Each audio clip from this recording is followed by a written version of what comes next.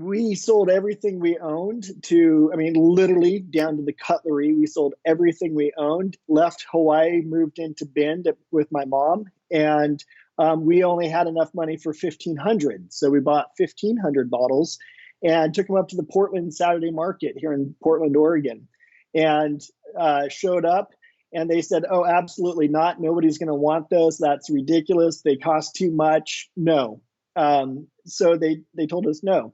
The next day, went back on Sunday, because it's Saturday, Sunday, went back on Sunday and said, please, can we just try to sell bottles and just let's see what happens? And they said, fine, you can go out by the railroad tracks and set up a table, but that's about it. So we went out there and set up a little table next to the Max. I mean, literally right next to the train.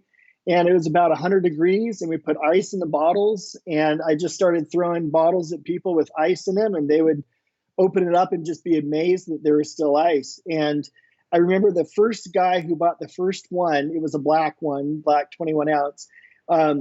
He almost started crying at how excited he was and how just like his mind literally just popped. And it was like, okay, cool, we're on to something. And we sold enough that the following weekend, they allowed us to come inside and have a real booth at the market. Wow, that almost gives me goosebumps because I started my career selling things basically with the table just to see if people wanted it. So what a great test.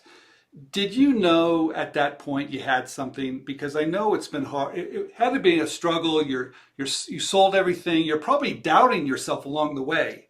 How did you stay with it? I mean, how did you say, look, I'm going to keep doing this? You know, it was extremely difficult and a lot of naysayers. But then when selling a product to somebody and looking in their eyes and hearing them give feedback, it I wanted to sell two. I wanted to sell three. It just started to compound.